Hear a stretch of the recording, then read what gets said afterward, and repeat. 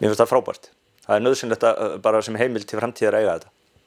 Mjög gagnlegt og áhugavert framtak hjá hestamönnum. Bara algjörlega frábært.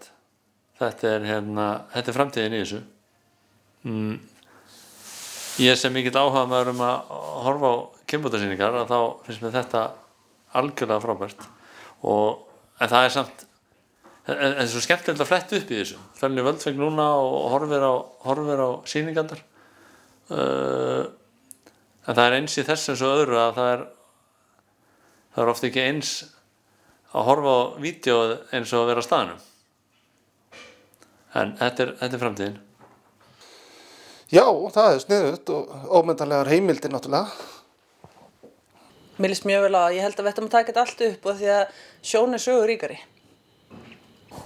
Bara mjög gott og ég held að þetta sé bara alveg algjörlega bráðnauðsynleg viðbót við gagnagrunnin og sé bara heimild og ekkert nema jákvætt þetta að segja og vel peningana virði.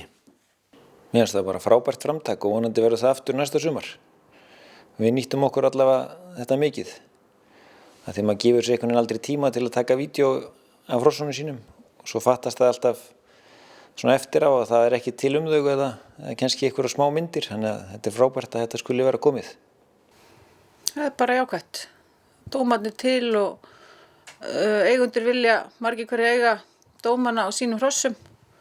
Þetta er bara eins og í keppninni. Ég meina fólk vill fá að eiga upptökur af keppnisárangri og hrossunum sínu þar og þetta er bara það sama. Ég bara styð það. Mér finnst það alveg frábært og það verður gaman á elliheimilinu eftir 30-40 ár þegar við Þór Gylfi liggjum þar saman og erum að rífast hrossarækt að geta skoða í símanum eða tölvunni í leiðinni.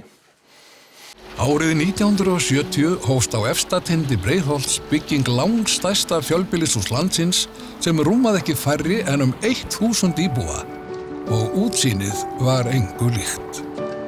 Við byggjum á sterkri sögu. BM Vallá.